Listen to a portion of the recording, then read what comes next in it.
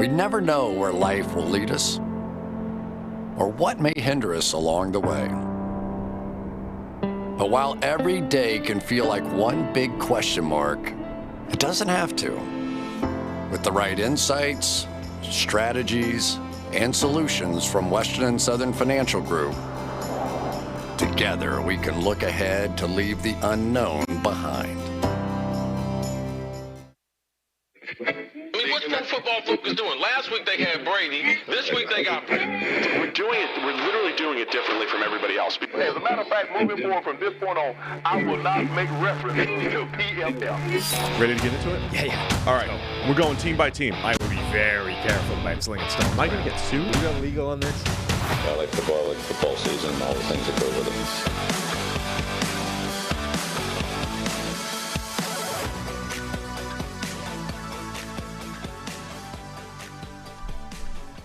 Welcome into the PFF NFL podcast. Steve Palazzolo, Sam Monson. We're back and live on YouTube, going through all of the NFL draft hauls. Halfway through the league, Sam, we hit up the East and the West over the last couple days. Go check those out if you have not.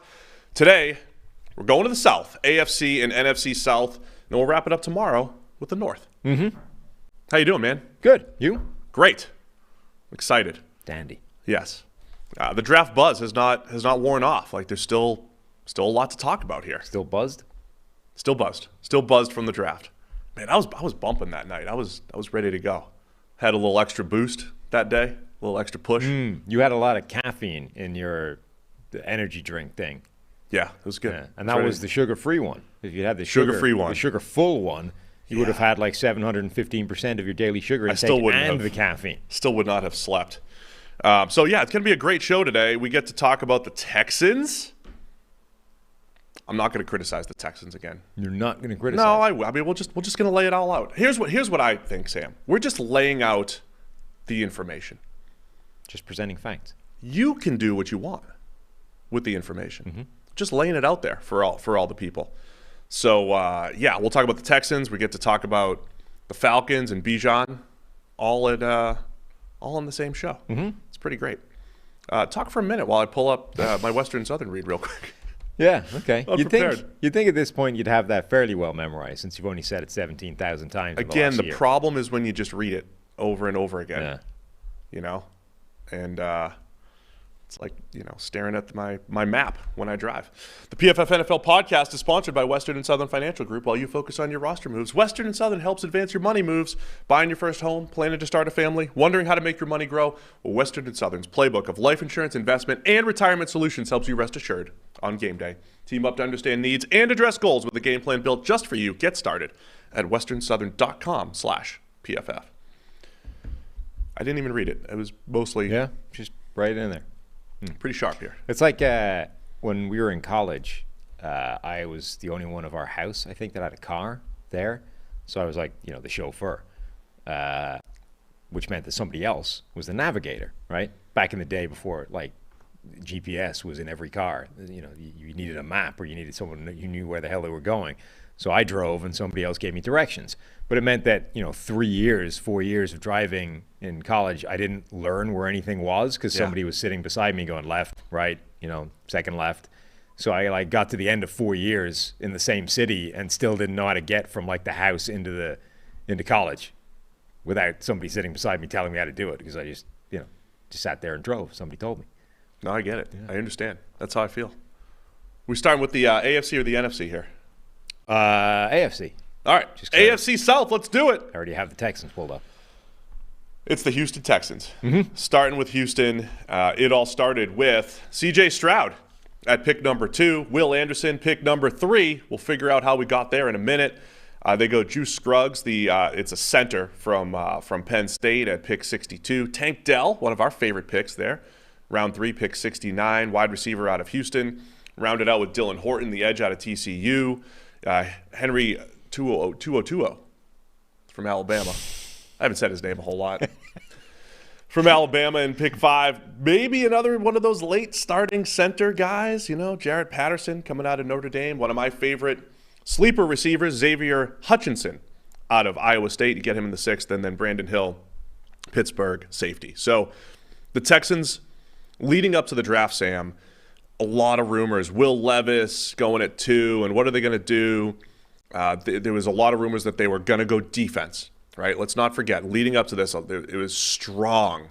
They were going defense. And it was also strong that maybe Tyree Wilson, the edge out of Texas Tech, was the guy that they wanted. Turns out it was Will Anderson.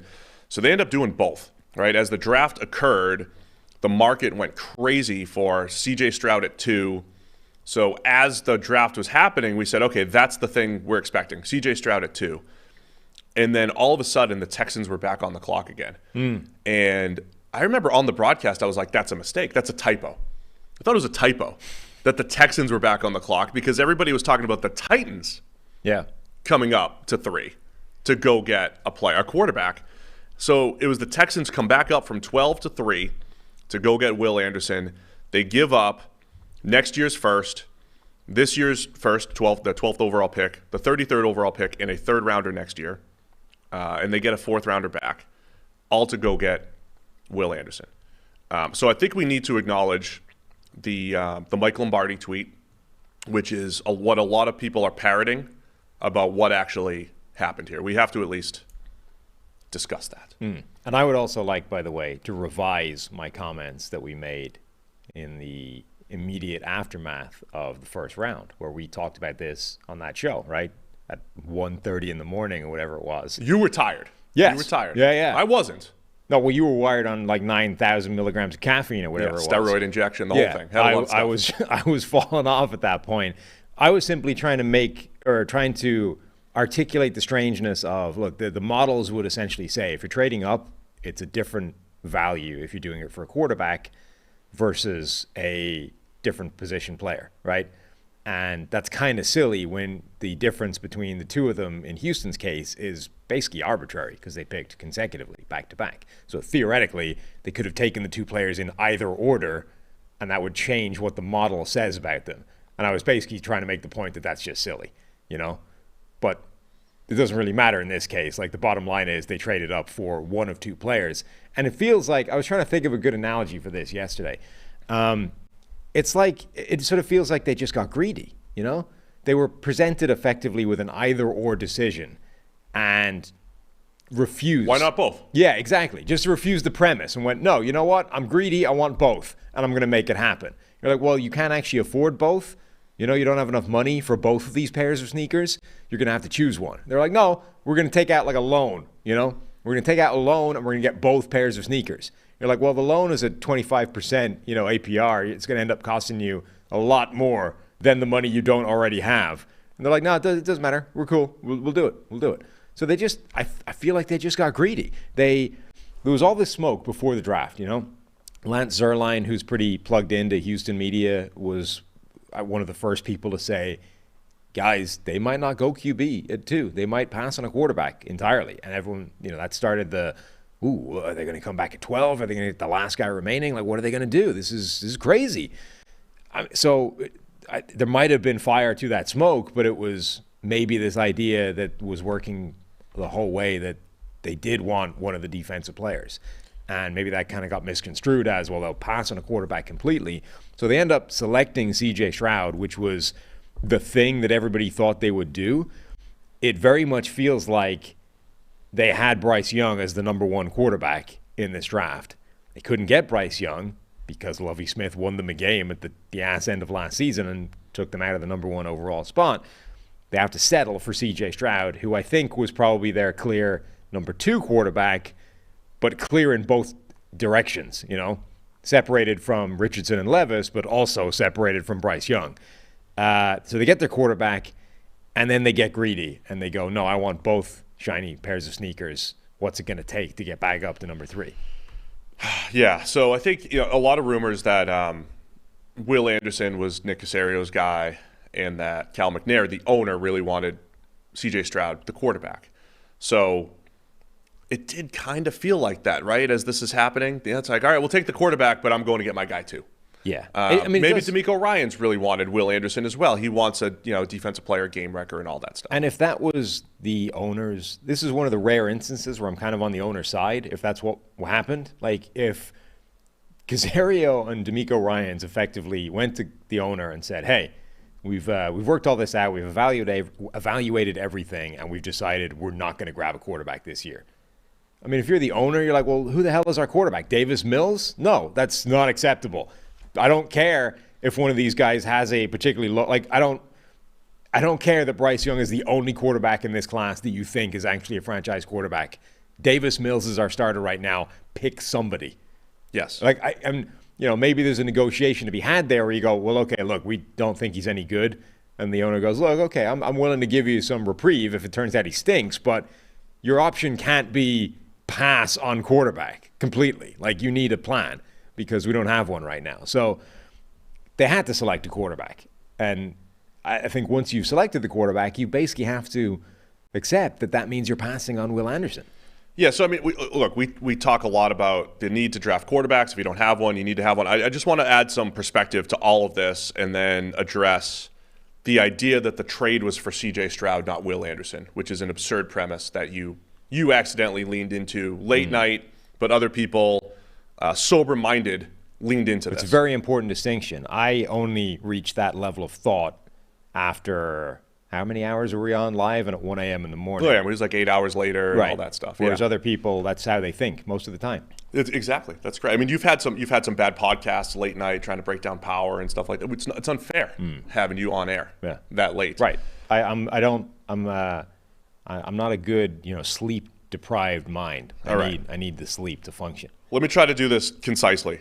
The importance of the quarterback, even if you don't love a CJ Stroud, it doesn't matter if you have an elite edge defender.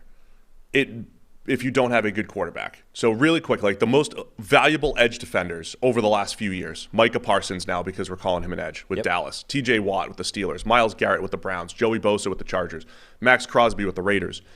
I'm not going to use like edge defender wins or anything like that, but as great as those players are, TJ Watt cannot single-handedly carry the Steelers the way or have the same impact as a very good quarterback, right? Max Crosby certainly cannot for the Raiders. Micah Parsons can't. If they don't have Dak Prescott, they're not a playoff team if they have a below-average quarterback, right? So it just doesn't work. So they're just not equivalents. So I kind of understand waiting on a quarterback sometimes. I could be swayed to wait on a quarterback. New regime, new head coach, and new owner, new GM, the whole thing. Maybe get a great player and then just wait. Or if you're honest and you're like, hey, we're the Texans, we actually might be picking near the top next year and Caleb Williams is coming out. Like if you want to make that argument, that's all fine. But the stronger argument is certainly for if you don't have a quarterback, just keep drafting until you have one. And you do that in lieu of the sure thing. And let me just say, I'll say Will Anderson's a sure thing. I think he's a sure thing. I think he's up there. He might not be as elite of a pass rusher as the guys that I mentioned at edge, but I think he's in that elite player bucket. So I think that's fair. Will Anderson, I feel good about him projecting to the next level. But you have to go quarterback over Will Anderson. Now, when the Texans did both, they traded up 4 players basically for Will Anderson. Yeah, they got a 4th back. Will Anderson can never be worth 4 players. Just can't happen. It's almost impossible. And even if we go back and we say who are the actual players who were picked with those selections, it might work out every now and again. But from a process standpoint, this is like a 10% shot, 5% shot that Will Anderson is more valuable than those other 4 players. And that's what's risky about this. The Lombardi thing, and here's his tweet, Michael Lombardi, former NFL executive. When you break down the Texans trade to 3, it will be valued as they were trading for Anderson, when in reality they traded for Stroud.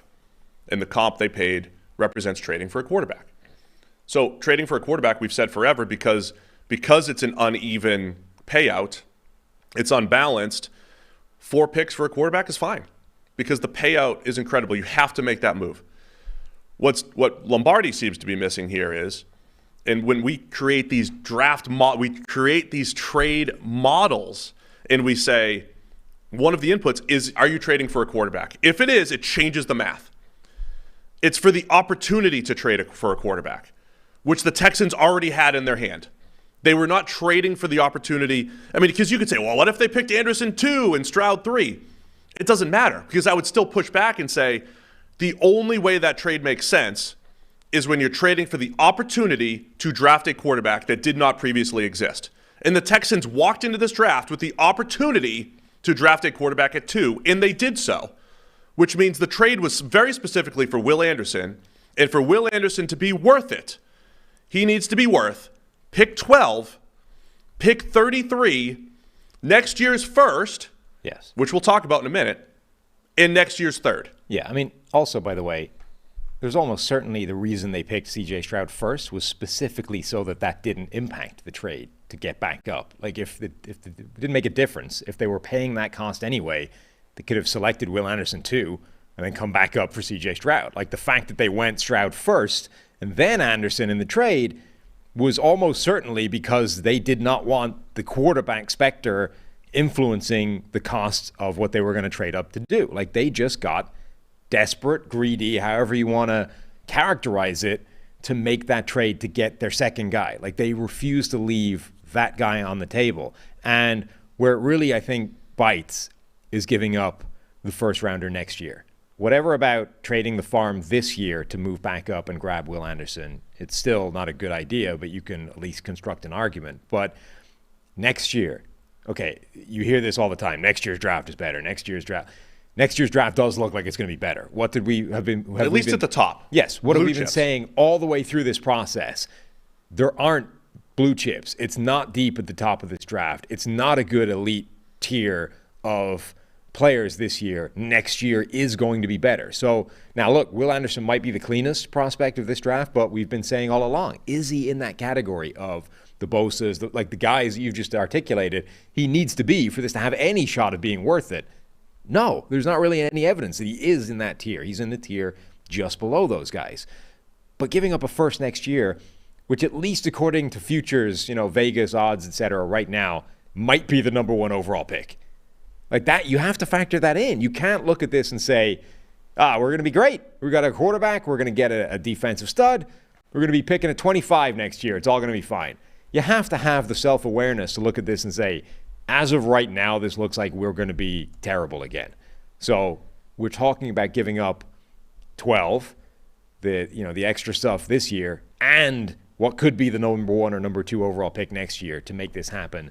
I love Will Anderson, but it's not worth it. Did I say this on the podcast yesterday? Somebody was resurfacing that old tweet of mine, the Chase Young thing, right? Chase Young was a better edge prospect than Will Anderson. And I was saying at the time that if Atlanta, and I forget where they were picking that year, if they were trying to trade up to number 2, Washington should be falling over themselves to take that trade because of the haul that was going to be offered. There's almost no way that Chase Young is going to be worth that haul, just like there's almost no way that Will Anderson is going to be worth this haul. And yet Washington didn't listen, and Houston went out of their way to try and make this happen. It's playing the wrong side of the percentages. This is a deal where there's a clear difference in percentage terms. We're not talking about like 51-49. I don't know what the percentage is, but there's a big side over here that says probably not going to work out for Houston and Will Anderson, and a small side over here that says maybe it is. Maybe he is that amazing. Play the big, just take the odds. So yeah, and it's for a Texans team, and it's just interesting, right? Like Nick Caserio came from New England, who did the complete opposite of this for years. Mm-hmm. They understood this for years, especially the old CBA, where top 10 picks were incredibly overvalued from a financial standpoint. It's not as egregious now, but every time that happened, if the Patriots had a top 10 pick, they're like, of course we're trading down. Right. We've been blessed with this top 10 pick. We're going to trade down. So Caserio comes from this place where they would trade down. I also understand a lot of Texans fans are like, Steve, Sam, you guys have been saying make a move. Come on, Caserio, stop signing backups. This was a move. This was an aggressive move. I'll give them that. But this isn't what we're suggesting. Like you're giving up 3 potential starters for 1 at a non-quarterback position. So I just want to add a little more context to this, and I'm definitely spending more time on this than I anticipated, but pick a random draft. I'm gonna go to 2021, and okay. I just want to paint a picture of what those 4 picks could be from a value standpoint. So pick 12 that year. This is unfair. It's Micah Parsons. Let's just say it's pick 13. Let's say it's Rashawn Slater. Okay. So if these picks in a random year were pick 13, let's say it's pick 13, pick 33, all that stuff, you're giving up, say, Will Anderson has to equal Rashawn Slater. Top pick of the second round was Tyson Campbell or, say, Elijah Moore, the receiver, right? Those two guys. And then let's say next year's pick. Let's give them the benefit of the doubt. They're picking middle of the first round, not top 10. Elijah Vera Tucker. Zaven Collins, who's become a bit of a miss for Arizona. They both went in the middle of the first round. Mac Jones. But I'm just looking at these non-quarterbacks. And then maybe a pick at the top of the third round. Joseph Asai, Jalen Mayfield, Andre Sisco, who's a starter. You know, it's hit or miss. All right, but add those 4 players up. Will Anderson has to equal, hypothetically, Rashawn Slater, starting tackle, Tyson Campbell, starting corner. Who else did I mention as a starter? Elijah Vera Tucker, starting guard, and then a miss on a third rounder. That's what he needs to equal. And in the NFL, even if does Myles Garrett equal the value of those 3 players? He does not. Myles Garrett's awesome. He's a superstar. Micah Parsons is awesome. He's a superstar. They do not value, he does not bring the same value as those other 3 starters on rookie contracts that on a team that needs starters and will need starters a year from now, presumably. So I'm just trying to add perspective to what the Texans did. And then to say, I love Will Anderson. I think he's awesome. I think he'll be a hit, but it's very risky. I don't think the argument that, you've been saying, go make a move, go do something with your haul that you got from Deshaun Watson. The move was to sit where you were with 3 picks in the top 34 and draft 3 players. Remember last year, everyone was like, the Jets won the draft because they had all these top selections and they just kept picking good players at the spot. And they end up picking defensive rookie of the year, offensive rookie of the year, a guy that was a front runner for offensive rookie of the year before he wrecked his knee, and an edge rusher who didn't do much, in his rookie year, but is presumably part of the long-term plan there. And everyone was like, oh, the Jets won the draft. And then you had a small group of people pushing back going, well, of course they won the draft. They had all these really good. Well, yeah, that's the point, right? Yeah. So once you put yourself in this position where you have control of the draft, quote unquote, with a bunch of high picks, just don't get cute. Don't overcomplicate it. Don't do anything crazy with those picks. Just sit there and pick good players. That's what the Eagles did, right? 2 first-round draft picks. And it's are the Eagles going to do anything crazy, trade up to number 1? No, they just sat there. Okay, Jalen Carter starts to slip. They trade up 1 spot to get Jalen Carter, to get arguably the best player in the draft. And then they sit there at number 30, and Nolan Smith falls into their lap. They didn't get cute. They didn't try and overcomplicate it. They just sat there and took advantage of the draft with the position that they had already put themselves in. So the Texans, okay, sit there at 2, draft your quarterback, fine, no problem. Then you're sitting there at 12, don't do anything crazy. Just sit at 12. You could have had, Broderick Jones. You could have had whatever corner, Christian Gonzalez at 2. You could have, or 12. Kalijah Kancey, Jackson Smith, any of the receivers. Pick your favorite receiver. That's what it's going to look like a year from now. It's going to say you could have had right one of those guys. And then you could also come back in the second round with 34 and pick a whole bunch of players. Just don't overcomplicate it. I genuinely think they just fixated on Will Anderson and were like, we can't come out of this draft without Will Anderson. And when you fixate on a player in the draft, you tend to overvalue that guy and make mistakes. Yeah, and you're going to hear they got their guy. I know people in the chat are saying, it's okay, they got their guy. They came away with their 2 best players. They had picks 2 and 3. I'm just saying there's a history of this not working. Yes. There's a lot of data. This works 20 to 30% of the time, trading up multiple picks for a non-quarterback. And 20 to 30% of the time. And even if that guy, I think this would be a mistake if Will Anderson was that 100% percentile top tier prospect that can't miss, which Chase Young effectively was, or Nick Bosa, or whoever it is you want to pick. But that true, literally 0 flaws, 100% sure that guy's going to be a star, I think it would still be a mistake. But he isn't. He is a notable tier below the Chase Youngs, the Nick Bosas, the Myles Garretts of the world. So you're immediately adding an extra layer of uncertainty to what is already a questionable move. It's a mistake. I think there's almost no way that this isn't a bad move for Houston. And I love Will Anderson. Yeah. I think he's excellent. Now let's talk about the rest of their draft. And so the one other piece of this is their next year's first rounder. And again, I know the Texans last year thought that they would be competitive and all that stuff. I'm not even going to predict that they've got the number 2 pick next year. There is this world. Vegas is. I know. It's just the odds are slim that the the Cardinals are legitimately picking Caleb Williams and Marvin Harrison Jr. But with a couple blue chip quarterbacks next year, with Marvin Harrison, there are blue chip players next year. Marvin Harrison Jr. being one. I mean, there's a chance that the one pick next year is more valuable than Will Anderson. You know what I mean? Like, that's what you're versus it could be Broderick Jones plus Michael Mayer plus Marvin Harrison Jr. Right? I'm just painting these scenarios for like these three players. Forget the third round. These three players have to be stacked up on the balance sheet opposite Will Anderson. And, you know, the other, just again, historically, was it the Bills traded up for Sammy Watkins with the pick that Odell Beckham was taken. Right. And I mean, so you're telling me the Bills gave up Odell Beckham and other picks to go get Sammy Watkins because they got their guy, because they were overconfident in their own evaluation of one non-quarterback. It just doesn't win over time. I mean, you were saying before we went live that the difference just in terms of like value or production historically between pick number 2 or pick number 3 and pick number 12 is negligible. Like, even just the idea of trading up 10 spots to get to that spot, like you think, oh, well, you're definitely getting a better player at that spot, but you're not necessarily historically. Like, even just identifying the right guy to pick at number 2 or number 3 is by no means a guarantee, let alone trading next year's first and everything else you had to give up to make it happen. I was looking at the most conservative WAR projections at draft slot, and basically Will Anderson would have to be at the Bosa Garrett range, which is fine. Let's say he will be. He has to be at that range, and every other draft pick has to be average or below average for it to balance out.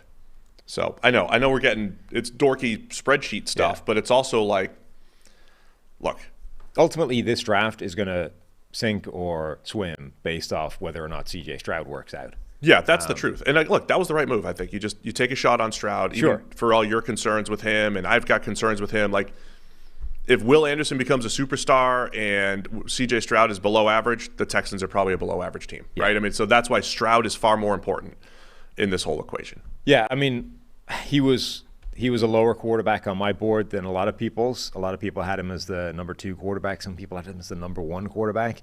I think we don't know yet what those S2 cognition scores do, right? We're hearing sort of bit part information. Obviously, the stuff that's sort of being put out there is the stuff that makes S2 cognition look perfect, you know? Like, Brock Purdy is Drew Brees. We saw it coming because the S2 cognition score was really good. All those kinds of things. C.J. Stroud is going to be a litmus test for that process, whether or not it's a fair one. You know, it's one isolated case, but this is a guy that reportedly scored in the 18th percentile and then took it again and scored worse. That's problematic. I mean, it just is. This test is supposed to articulate, measure the really important parts of how your brain processes information, which is essentially quarterback play in a nutshell. It is the reason that Dan Marino might not score well in a Wonderlic, but was a football savant on the field because the dude understood how to process information in split seconds whilst live bullets were flying all around him. Like, that's why Dan Marino is an amazing quarterback, not necessarily, you know, a genius mathematician.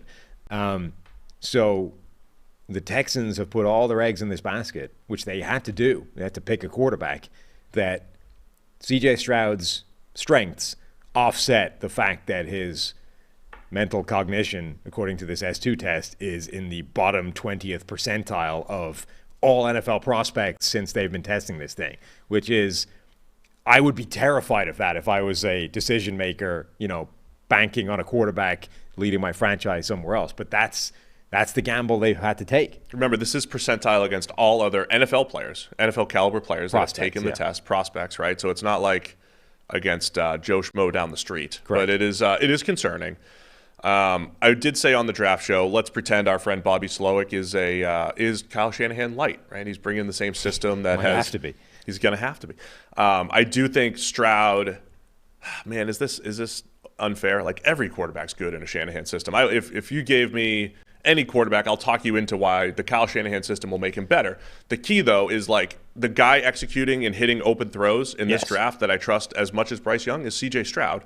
And I think Bobby in this offense can do that. If you have a quarterback whose question marks are outside of structure, working through like the stuff that Stroud is struggling with, theoretically, you want him going to that Shanahan system. Like, yes. That's the strength of that system, is dialing up the plays for the quarterback to paint by numbers. And then if you're really good at that, you can have an insane production. I mean, when you articulate the sort of relative strengths and weaknesses, I forget who it was making the point, like, aren't we just describing Jimmy Garoppolo here? A guy that if you give him the right read, for receiver number one, he's great. As soon as you ask him to go beyond that, it's like, oh, now we get mistakes happening. Like, that's exactly what we're talking about here, if he is that player.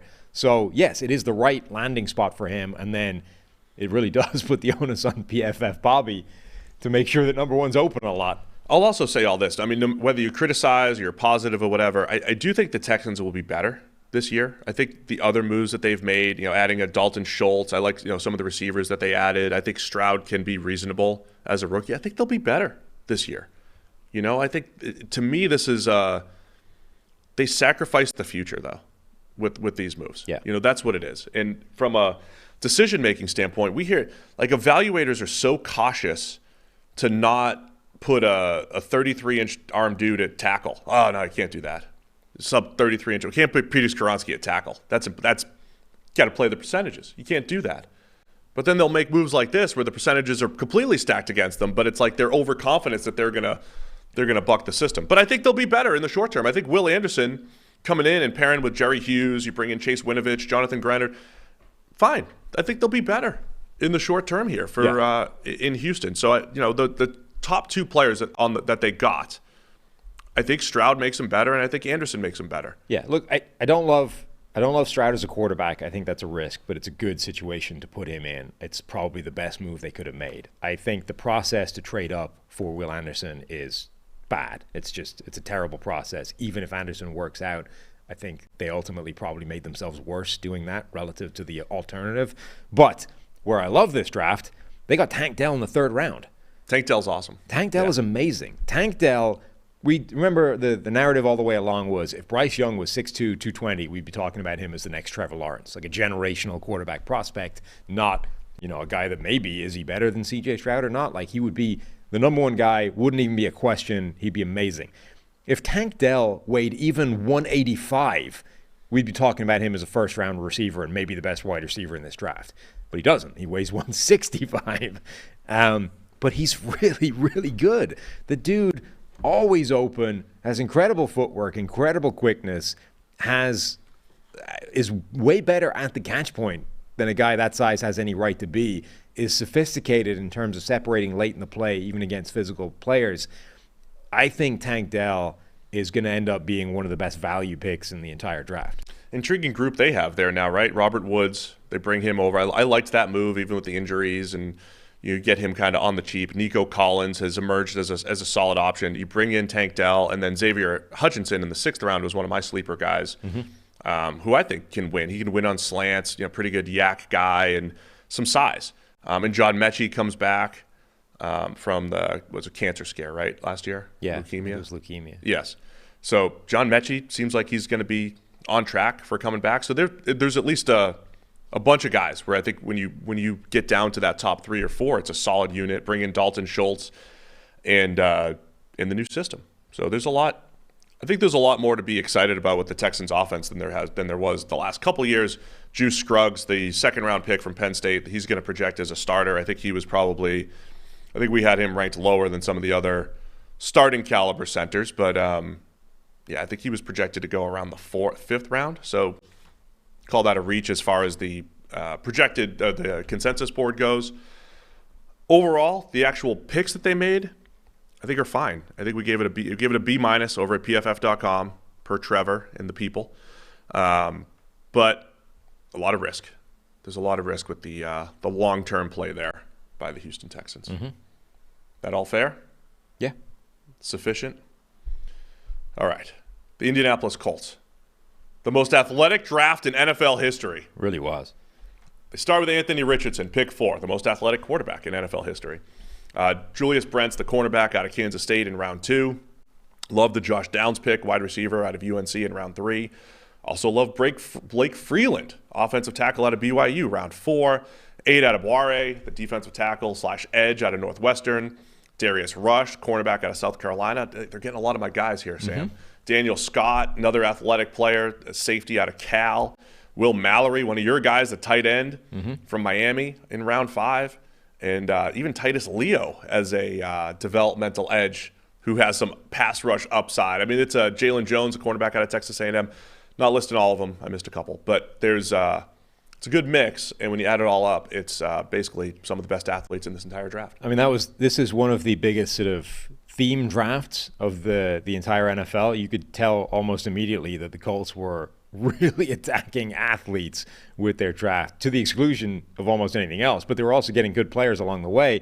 They had 9 players with a relative athletic score of 9 or higher. The average of the 12 picks was 9.48.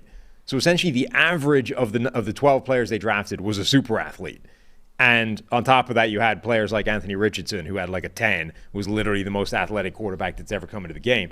This was wild. I've never seen a team so laser focused in on, we want freak athletes, top to bottom. That's what we're doing. You've seen teams every now and again, we're going to make speed a focus of this draft, or we're going to, whatever. There's like a theme of a draft, and it's generally there or thereabouts. But this was like complete blinkers. We are getting freak shows top to bottom. So I don't want to like overrate that either. It's not like in lieu of football playing. Right. It is athleticism that shows up on the field, but I think the theme with a lot of these guys is there's projection needed. Of course, it starts with the quarterback, with Anthony Richardson.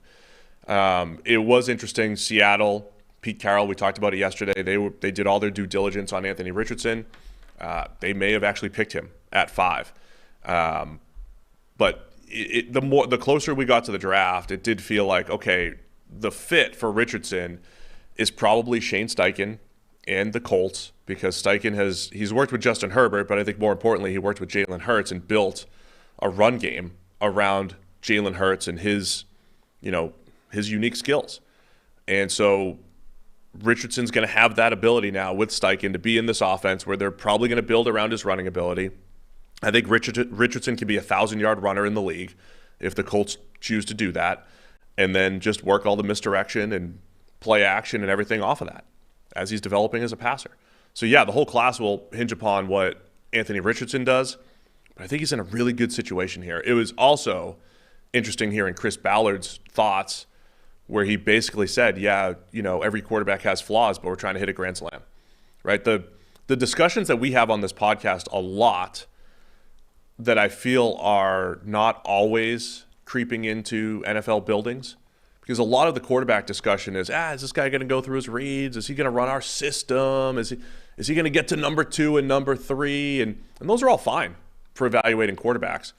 But then you hear a GM like Chris Ballard be like, I don't know, I've seen these other teams swing for the fences and develop Josh Allen and some others, and maybe that's the way to do it rather than finding the perfectly polished quarterback prospect. Yeah, Mina was talking about this using Ballard's quotes, and it was, I think, a fair reflection that they've essentially looked at this landscape, and probably particularly this quarterback class, and said, as long as we're talking about 4 guys who all seem to have some kind of red flag or something to scare you and potentially a cap to how good they can be, why not swing? Like, we know we're in the AFC. Look at what's here already. We've got Josh Allen. We've got Joe Burrow. We've got Patrick Mahomes. We've got Justin Herbert. We've got Trevor Lawrence. Like, this is now Aaron Rodgers. Like, this is insane. If we get a quarterback and he tops out at, Derek Carr, what good is that? You can't win with that. Like, we would have to assemble the greatest roster in the NFL by a distance. And even then, all it takes is Patrick Mahomes, 13 seconds and, one brief flurry of freak show, and we're done. So why not take the swing that this guy can be something special? Like, literally the most athletic quarterback in NFL history, one of the best arms we've ever seen. Let's take a shot at special. And by the way, we just hired a head coach who has shown the pathway for this to work. A guy that did this with Jalen Hurts. We'll prop him up if needs be for a year or two and let him develop as a passer. And then year 3, maybe, we're talking about a guy who's in the MVP conversation. I mean, that's literally the pathway that Jalen Hurts went on. Year 1, it was bad. Year 2, we gave him a shot. We propped him up in the run game. His passing performance wasn't particularly good, but the offense overall was a top 10 offense in the NFL by EPA per play because of that run game. And then year 3, we're talking about him as an MVP candidate, and he almost won a Super Bowl. It's the perfect landing spot for Anthony Richardson, and I absolutely endorse the logic of look at what we have to beat to win a Super Bowl right now in the AFC. Let's swing for the fences. And maybe that involves a complete whiff. Maybe we airball it, we hit nothing, we end up face first in the dirt. Okay, at least we took the swing. Like, that's the only way to win this game is to take that swing. So they took a big swing with Richardson at 4, and the rest of the draft is fascinating, right? So they've got all these great athleticism numbers, but there's a combination, I would say, of productive athletes and then projection athletes. So Julius Brents, the second-round corner out of Kansas State, we've talked about him a little bit. Similar athletic profile to Tariq Woolen, who went last year in the 5th, minus the 40 time, right? The 100th percentile arm length, incredible 3-cone, 90th percentile in all of these athletic measures, super long corner, just didn't have the straight line speed of Tariq Woolen. Maybe that was a mistake at the combine, who knows. But Brent's on-field production, not nearly as good. So I think he's got to improve as a player, but he has the profile of the corner that... But it's better than Woolen's was in college. It is better than Woolen. And Woolen, right. the one thing Woolen has going for him was he was a converted wide receiver, was young at the position, but like Julius Brents is pretty close to the Anthony Richardson equivalent at corner. Yeah. Where the on-field production isn't there, but the payout could be incredible. I mean, so one of the big differences between Brents and a lot of other like long corners that can run fast is 6'6", 3-cone, which is the 97th percentile for all corners. Not for 6'3" corners that generally can't move. It's the 97th percentile for all cornerbacks. That's Kevin King nuts. did that, and Kevin King had some similarities there, I think, with Brent. Now, King didn't work out all that well, but like you got it. I think he was a second rounder for the Packers. You kind of get why at that size with those movement skills, there's some boom or bust there, but the boom is strong with Brent. I think there's similarities with fourth rounder Aid Adebawore. I was surprised that Adebawore lasted to pick 110 because the guy ran sub 4.5. He wasn't a terrible player on the field for Northwestern. His production was kind of hit or miss given his skill set. But he was one of those guys when you put on the film too, like I got all sorts of feels about him. Like this dude's flying around and he's disruptive.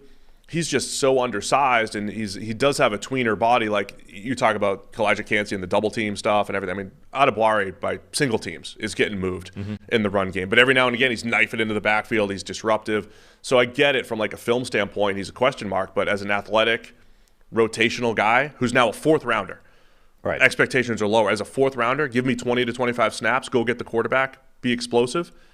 I love that.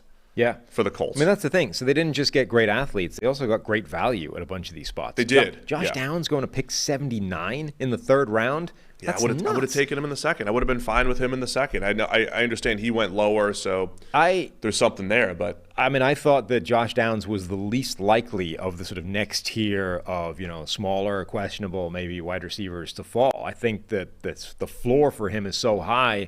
I was surprised he slipped at all relative. I mean, he 38th player on the PFF big board.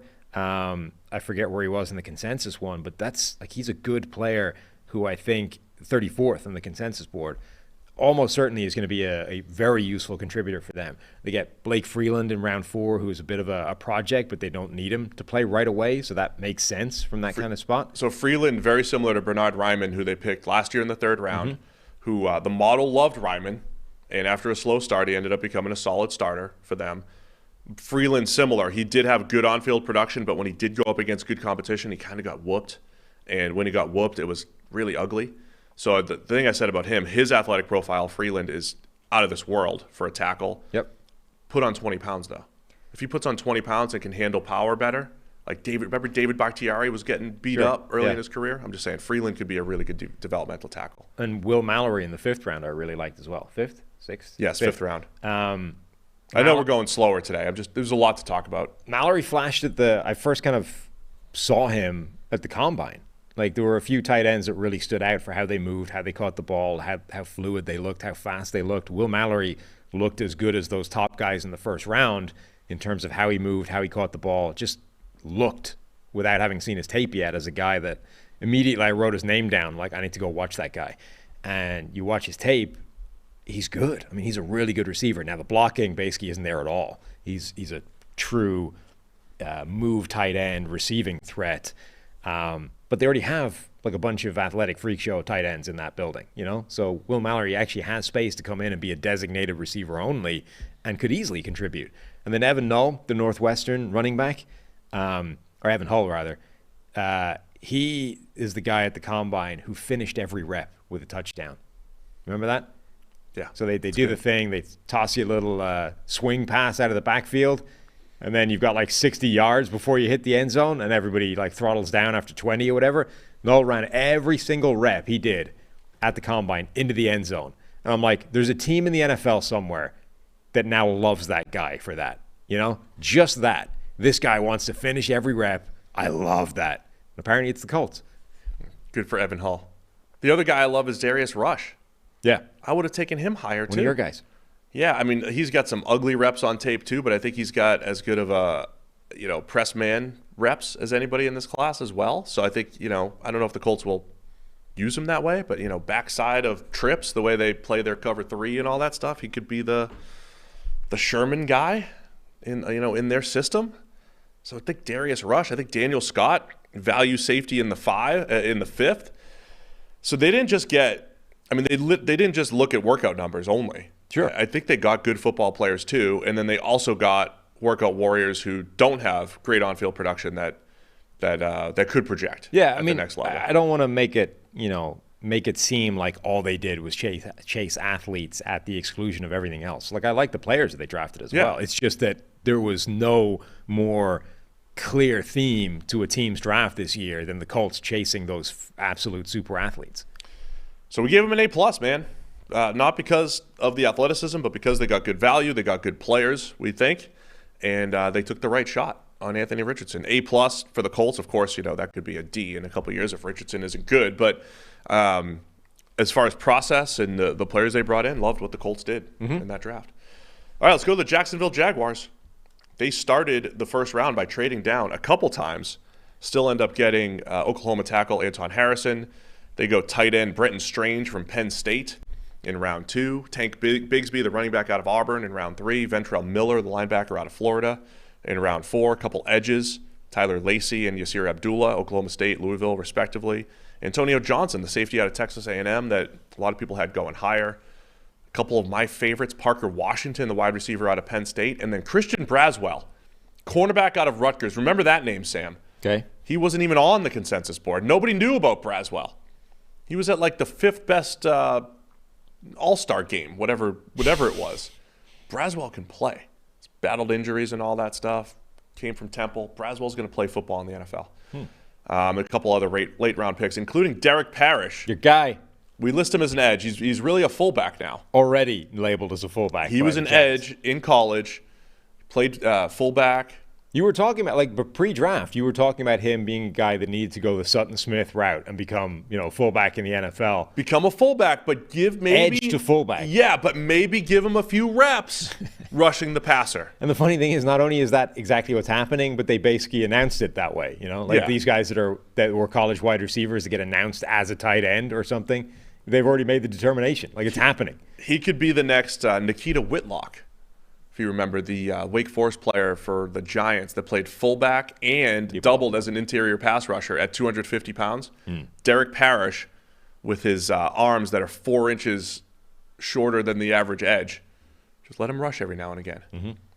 He could be named the Barbarian. He could be like the Barbarian. Derek the Barbarian Parrish? Gardeck? Yeah. He could be the next Barbarian. What did you think of this Jags draft? I quite liked it, actually. Anton Harrison, I think, made sense. They traded back one pick, right? Twice. Right? They traded with the Bills. Yeah. Didn't they trade twice? They traded from 24 to 20. So they traded with the Giants because the Giants had to come up to get Deontay Banks. One pick. And then they traded with the Bills. So trading back to get Anton Harrison, I think that makes sense. Harrison comes in. They had a need at tackle, having lost Juwan Taylor. Tank Bigsby in the 3rd round is a great Thunder pairing to the Travis Etienne Lightning. Just a good complement in that backfield. I like some of the picks they got late in the draft as well. I think they got a couple of, I don't want to use the term sleepers, but like guys late on that could actually make serious impacts. You already mentioned Christian Braswell. Parker Washington was a guy you really liked, the Penn State wide receiver. There's a space for him in that offense. And then Antonio Johnson in the 5th round. I don't know why, but the NFL hated the slot this year in the draft. Every single slot defender of any description fell. I'll say I didn't know where Antonio Johnson fit in either. And I think that's a part of him and Brian Branch. I think there's a degree of uncertainty as to what you do with those guys at the next level. I feel like it's not enough to outweigh how good they are at doing whatever it is you're going to want them to do. Like, do I know exactly what I would do with Brian Branch right now? Not really. Do I care? No. Like, he's good at whatever I'm going to ask him to do. Same with, like, Travius Hodges Tomlinson. Do I know if he's strictly a slot corner or if he could actually play outside for me? No. Is he a bit of a tweener? Yeah. But he's also really good, probably at both. So, like, why am I letting him slip to the middle of day 3 before I pull the trigger on that?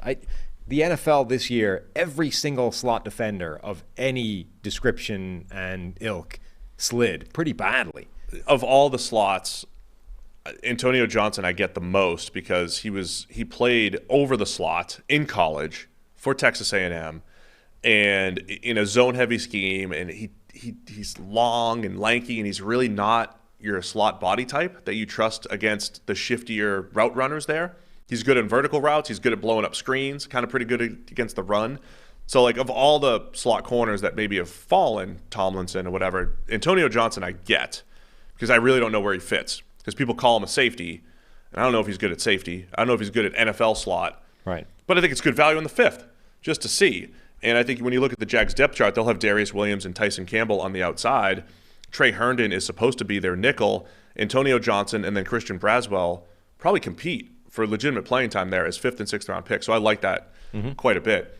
And I loved Parker Washington, man. I don't know if there's a path to the field for him here. Calvin Ridley, Zay Jones, Christian Kirk. But if he's their number 4 wide receiver, I thought he worked the middle of the field really well. He had good body control. I didn't see this breakdown, but Trevor was saying he's got something like 95th percentile hands, but like 1st percentile arms.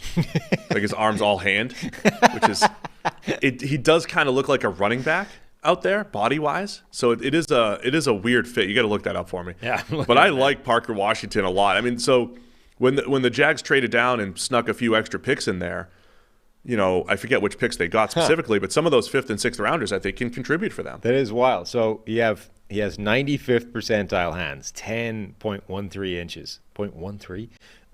10 and it's 10 and an eighth. And an eighth. Okay, that makes sense. And then arm length is the 4th percentile with 29 inches. So 95th percentile and 4th percentile. It's all hand. That's what you need catching the ball, though. Catch radius isn't great, but when you get it on him. I mean, you hear about guys that have hands like feet. He's got arms like hands. He's got those mitts. I think Ventrell Miller is a model guy, linebacker in the 4th out of Florida. That's the 3rd. We add him to Chad Muma and Devin Lloyd. They've gotten some productive linebackers over the last couple of years. So, I mean, my only question was Brenton Strange, the tight end in the 2nd. Did you have consensus on Strange? Because the consensus board I have has him at 135 and below Zach Kuntz and below Schoonmaker and Tucker Kraft. And there was that run on tight ends that felt very need-centric. Yeah. And I don't know if any of those tight ends are really special. But it was also for the 2nd round. The theme of the tight end run seemed to be, again, like the slot defenders all fell. Traditional inline tight ends seemed to all fall. He was consensus number 137, tight end 8. Yeah, that's the pick I didn't love. I think there's probably better value on the board there. So for the Jags, I think I liked some of their day 3 stuff better than what they did on day 2. Agreed. I mean, I think their big thing was nailing the 1st round pick, and then didn't love the 2nd round, but then they hit a lot on those round 3 onwards and day 3 in particular picks. Just to touch on Anton Harrison really quickly, I gave him a Charles Leno comp on the in my notes, and I mentioned that on the draft show. And for those who don't know, Charles Leno has a history of just being a very good, solid pass protector in the league with average to below average run blocking grades. That's what Harrison probably projects as right now. I think he's got room to grow from a run blocking standpoint, solid pass protector. I think he steps in at right tackle normally, or competes with Walker Little for that spot. Cam Robinson, though, suspended. So at the very beginning of his career, Antoine Harrison could be the left tackle, maybe eventually take over for Cam Robinson. But, with all the other tackles going top of the first, I think the Jags getting a starting tackle in the first is good value, getting him at 27. So there you see, better pass blocking grade than run blocking. That was pretty consistent throughout his career. He was good on true pass sets and all that. So Harrison's a good, solid player. I just didn't love the Jags day 2. Tank Bigsby's fine. Brenton Strange, a little high for him. Mm-hmm. We gave the Jags a B. Solid. Just all felt fine, right? It was all just fine in Jacksonville. All right, let's go to the Tennessee Titans. Everything fine. Where are they? Titans start. Not like the meme either, where everything's on fire. Peter Skoronski, pick 1. All right, round 1, pick 11. So they go Skoronski in the first, and then they trade up to get QB Will Levis out of Kentucky with the 33rd pick. Round 2, they get Tyjae Spears, one of our favorites, the running back out of Tulane in round 3. Again, I think running back value, once you start taking him in the 80s, 90s, you're starting to get into a good spot there. Josh Wiley, big tight end out of Cincinnati in round 5. Jalen Duncan, developmental tackle out of Maryland in round 6. Now that's a better spot for Duncan, who at one point was rumored to go close to the first. 6th round was actually a better spot for him. Colton Dowell, athletic wide receiver out of Tennessee. Martin, what did you think of this Titans draft, Sam? I liked it. I've kind of lost some of the trade, the exact terms for a lot of these trades. What do they give up to go to get Will Levis? You think I have them? Yeah. Right offhand? I don't have the trades. I do need a list of the trades. I have not been. Over the course of the first 2 days, some of the nitty-gritty details of the trades have just kind of evaded me. They didn't give it that much. Anyway. Well, a lot of times I get the first response too, the first first trade terms that later get updated. The important part they gave up first round next year. Oh yeah. So the Titans were a team that was being talked about in the lead up to the draft as they were going to go aggressively and go get a quarterback. They were going to trade up to number 3. They were going to go get the guy, and they didn't. They sat there at 11. They drafted Peter Skoronski, who I think I've settled on the best way of describing him as he's the best offensive lineman available in this draft. The only question is, what position does he play at the next level? For Tennessee, I think that matters less than for other teams because he could upgrade either spot. If he plays tackle, great. Nicholas Petit-Frere has not done anything to, deserve keeping that job long term unless he improves significantly. And if he plays guard, fine. You have a needed guard as well. So for Tennessee, it doesn't matter as much, even if obviously it affects the value of where you should draft him in the NFL, in the first round. But number 11 is fine. Even if he is a guard only. 11 is good. They drafted the best offensive lineman in the NFL after offensive lineman had already been taken. That's a really good pick for them. I think that's great. They didn't reach on a quarterback. They didn't chase one. They didn't grab the 4th guy on the board at number 11. They stayed disciplined, I guess. And the benefit of that is they were able to be the team that stopped the slide of Will Levis and grab him in the 2nd round. And we got the compensation here. Will Levis goes pick 33, so the 2nd pick of the 2nd round. Yeah, so this was the one where I think I ran this into the calculator at the time, and it actually said that Tennessee won the trade. In addition, was this with Minnesota? No, with Arizona. With Arizona, so it cost them 33 it cost them 41 and number 81 to get to 33, and they also got 72. Or no, okay. Something was missing here because with the first time you got the terms, it was they moved up. No, it still doesn't make sense. So they moved up from 41 to 33, and it cost them number 72 to do that, but they also got 81 back, which if you run it through the calculator actually says they won that deal. Well, yeah, because if they moved up 8 or 9 spots in round 2 and then moved down 8 or 9 spots in round 3, that doesn't make sense for exactly anything. So there's something missing there. Theoretically, there's something missing in that trade. I mean, that's Eli in the booth there said he's taking it from the Athletic. So if it's wrong, it's them goofing, not us. I've seen it reported. Yeah, I've seen it reported like that. That doesn't make any sense whatsoever. I think that's why I've jettisoned it from my brain, because the point being, it basically didn't cost them anything to move up to get Will Levis in the 2nd round. It's not like they sacrificed anything down the line to make that happen. In fact, if you run that through a calculator, it says they benefited from trading up to get Will Levis. poor Will was left in the green room. Can we just stop with the green room stuff? Like the Rodgers thing ended up becoming Four guys were left in there. Not like, I mean, invite the guys to the green room and all that stuff. But if they don't get picked, it's a non-story unless the networks make it into one. Yeah. It's a non-story. Yeah. Fringe first round player. Yeah, yes. We thought Levis. You can't say fringe first round player. Levis was thought to go top 10, maybe even top 5. I get it. I'm saying you turn this into a much bigger story when you're just staring at him the whole time, keeping it on him. Like, oh, what's his girlfriend doing? What's his mom doing? What's his facial expression? How big is his back now after all of his lifting and whatever else he's doing? I mean, just don't make it into a massive story. That's the part that makes it make sense. They also gave up a third rounder in 2024. There you go. So that's how they lose the trade, not win it. Although it's still fine. Like, trade up for a quarterback. It's worth it. Essentially, it's cost them a third round pick next year to get Will Levis this year. This felt more like the Geno Smith slide to me. You know, he's supposed to go in the first. At the end of the day, it was probably fine that he went in the second. Like, if we were being honest, I mean, I would be okay with Levis. I mean, I would take him in the first. I would take the shot in the first because I take shots on quarterbacks. But him going at 33, I think ends up being okay. I mean, look, I think it's great for Tennessee. I think it's great for Will Levis. I think that's a perfect landing spot for him where he can go there, be their quarterback of the future. There's a pathway to playing time for him when they move on from Ryan Tannehill, and he doesn't come in with the immediate expectations of this guy's a superstar, he's got to play right away, and if he's not good right away, you've got trouble. So I think it's a great spot for either side. The one point I think is worth making, that I don't think Will Levis going number 33 is necessarily an indication that the entire NFL viewed this as Will Levis is way worse than the other three. The Indianapolis Colts were saying that Will Levis was like the backup option. He was the next guy for them after Anthony Richardson. And I think ultimately he just wound up being the guy without a chair when the music stopped. Like once the first two guys are gone, 1-2, and then Richardson goes to the Colts, now we've run out of teams that really want that quarterback at the top of the draft. Yeah. Or the teams that were left simply didn't like Levis. It doesn't, I think, necessarily mean that the entire league viewed him as being this next tier down from everybody else. I think he just basically ended up being the unlucky guy where the draft unfolded in a way that screwed him effectively. Yeah, I mean, just supply and demand, man.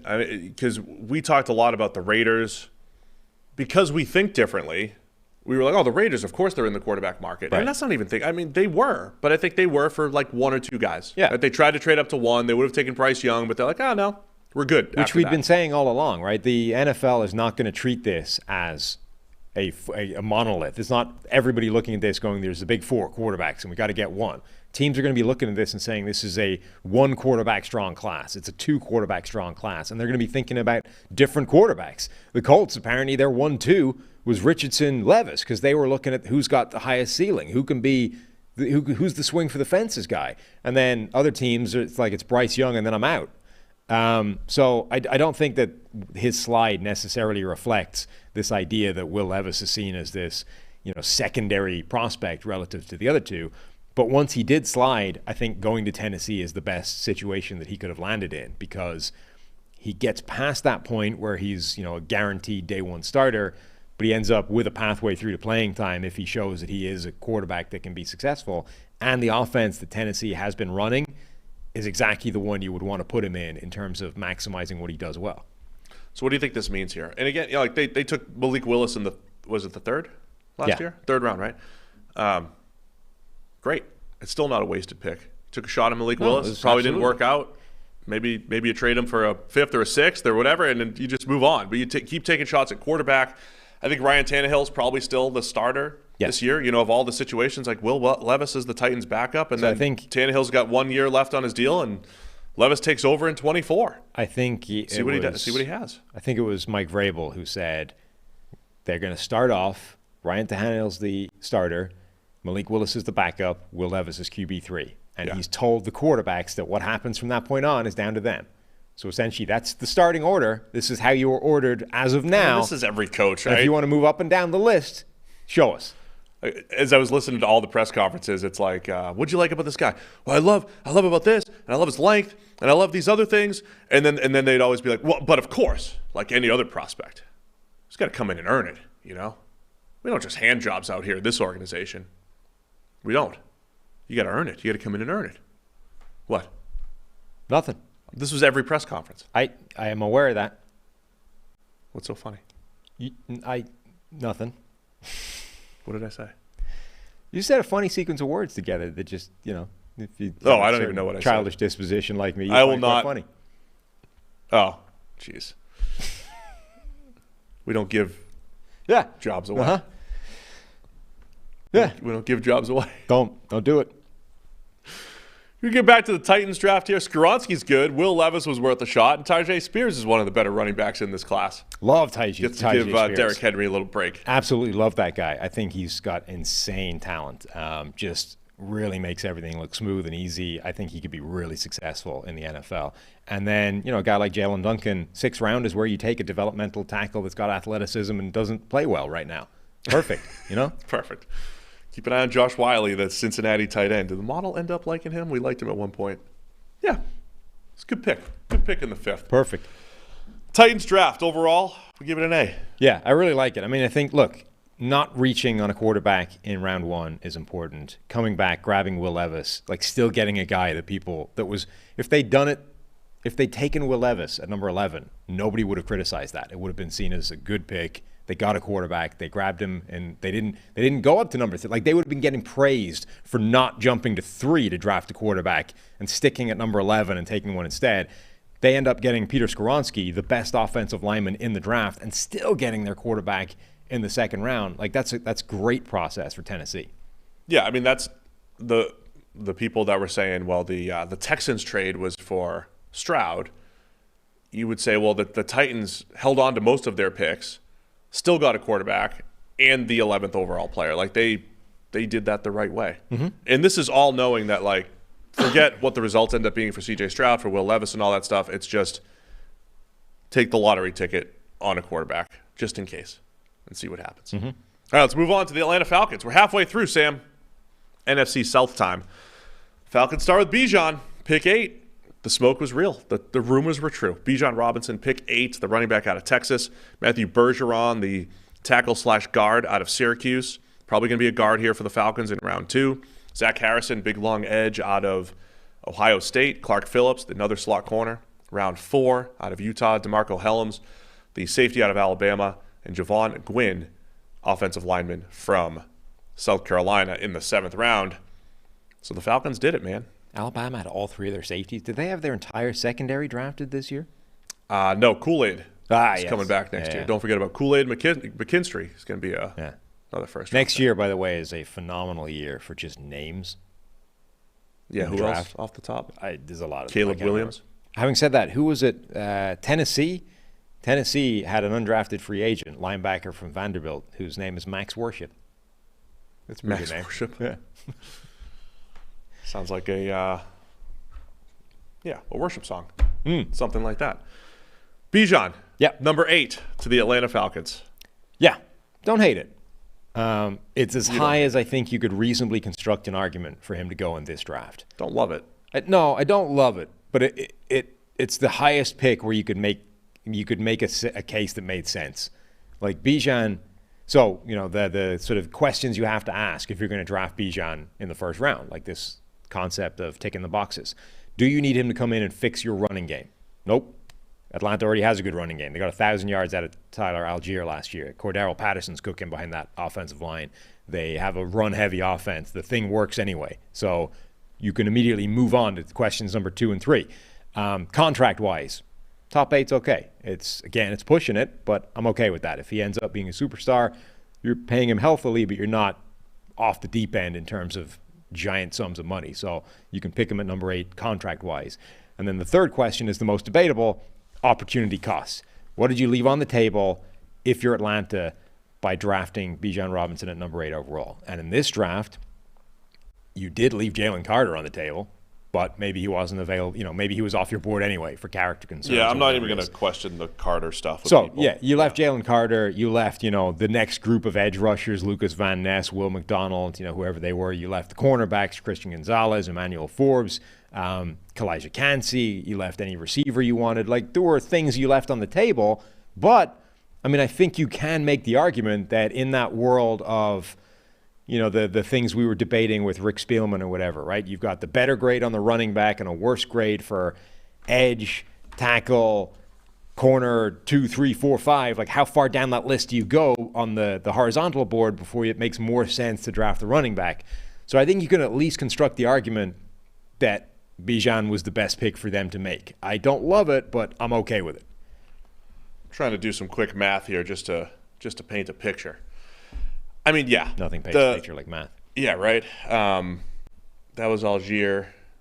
And let's say Bijan. I mean, even if Bijan's incredible, it's really, really difficult. Starting, I think your number 3 corner and your number 3 receiver are as important, if not more important, than your starting running back. Mm-hmm. And when I say more important, yeah, there'll be games where the running back, feels like he's winning it for you or whatever it might be. But strength at wide receiver 3 in most schemes and strength at corner 3 is probably a better indicator of wins and losses than running back strength.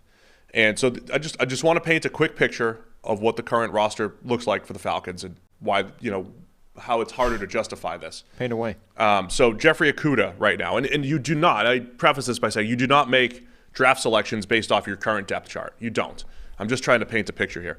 Jeffrey Okudah averaged negative WAR over the last few years. So 0.06. He was 0.06 WAR last year. Okay? And well below average at corner. If Christian Gonzalez could be, if he was your pick, and he was an average corner, Manuel Forbes, whoever, the next corner off the board, was just average next season, they would add about 1/10 of a win. All right? And these numbers sound ridiculous, right? Like 1/10 of a win. Is that even anything? For Bijan to be 1/10 of a win next year over the next running back, who is Tyler Algier. Tyler Algier was a more valuable player last year than Okudah because he played much better. And Okudah was below average. Bijan would have to be by far the most valuable running back in the league next year. More valuable than Josh Jacobs at, say, 0.27, whatever it is. Just to match what the average. So if Bijan's the best running back in the league next year, most valuable, you would get the opportunity cost value of him over Algier, say. And then, but if Christian Gonzalez stepped in and was an average corner, you would get even more value just based off your current roster, based off what you have. If Christian Gonzalez stepped in, was an average starter versus Bijan coming in and being a superstar. That's not even allowing for the ability of Christian Gonzalez to improve and to become better or whatever it is, right? It's actually giving him just an average starting point. So I'm just trying to paint the picture a little bit. I think Bijan's awesome. He's a star. I am, from an on-field football fan standpoint, I can't wait to watch this Falcons offense. Mm-hmm. They were fun to watch last year when Cordero Patterson was there. And, Bijan with Drake London, and they're bringing Mac Hollins and the speedy Scotty Miller and Kyle Pitts. And, the only question is going to be Ritter. Yep. And so, of course, there's also a fair question, like, if Will Levis becomes a good quarterback, you're going to look back and be like, Bijan Robinson's a superstar, but the Falcons are winning 5 games because they don't have a quarterback, and they could have taken Will Levis, right? I mean, those things could come up a few years from now. That's also relevant to the opportunity cost thing, is that 3 of the 4 big 4 quarterbacks were already gone at this point. So they weren't in a situation where they had an Anthony Richardson to debate between, or, it was Will Levis. So I think it's an easier decision to explain if you simply come to the conclusion that Atlanta did not like Will Levis, which is fine. Like, I don't think they're in such desperate need for a quarterback necessarily that they had to take it. They're not Houston, where I think they had to take the next guy because they're going to have a choice of 3. You got to take a pick of one of them. Like, Atlanta can realistically muddle through this year with Desmond Ridder, see what he can do, and then take another swing next year. I don't think they had to take a quarterback at the top of this draft. So I'm fine with the Bijan pick. Like, the bottom line with him is he is in this category of prospect to me where he's so special. We're talking about the best running back we've seen come into the NFL since we've been great in college. That's 2014. That's almost a decade at this point, right? So we're talking better than Saquon Barkley as a prospect, better than Zeke Elliott, better than Todd Gurley, better than Leonard Fournette, Christian McCaffrey, as good as we've seen. Maybe as good as Adrian Peterson, right? We've never seen a running back like this. Maybe as good as Adrian Peterson, 2007. You have to go back a long way to find a guy this good coming into the NFL. So it changes some rules. Now, the real art in all of this is understanding when to break the rules and when not to. Because if you go looking for it, you get into trouble, right? And that's the problem. But I think he belongs in that Quentin Nelson conversation of, we're so sure this guy's amazing. We're so sure he's really good that it does change the math that, you know, you're doing on the back of the napkin or that everybody else is doing. It helps the certainty. Yes. The certainty is absolutely there. So it changes that math where you do say, in normal circumstances, wouldn't take this guy above wherever. But for him, I'm willing to bend the rules. Now, as I say, it's difficult to know where that line is, right? When you are talking about a genuine unicorn versus we're looking for the exception, and that's how you get into trouble. And look, that's how Jahmyr Gibbs goes high. Yes. In a draft where there are so many questions about the actual quality of the players. And we also, this week, we saw all of the denied fifth-year options of the 2020 draft class. And half the class is going to have their fifth-year option denied, and it's going to look like, wow, half the league missed on their picks. We're going to be sitting here a few years from now, and Bijan Robinson is probably going to have his fifth-year option picked up, and 15 players that were picked after him will not, and it's like, see, the Falcons made the right move. But from a process standpoint, it's not just about the hit rate; it's slugging percentage. It's trying to hit. It's trying to reach for higher upside, and Bijan does not have on-field upside for the football team winning games. As a football player, he has upside because I think he is special. I think he is best since Adrian Peterson. He lacks the breakaway speed. I think he's better than Saquon Barkley, though. Mm-hmm. I feel better about the consistency that Bijan Robinson is going to bring to my run game than Saquon Barkley. And I think not similar pass-catching ability, but if you really want to use Bijan as a pass catcher, you can. Very good receiver. Right? He doesn't have the explosiveness of Saquon Barkley, but the consistency in both facets, I think. Yeah. Absolutely. But the on-field upside as far as spinning that production into wins is not there with this pick. The certainty that he's going to be a productive player and the ability for the Falcons 3 years from now to be like, dude, this guy's averaging 1,400 yards a year and 70 catches. Like, we nailed this.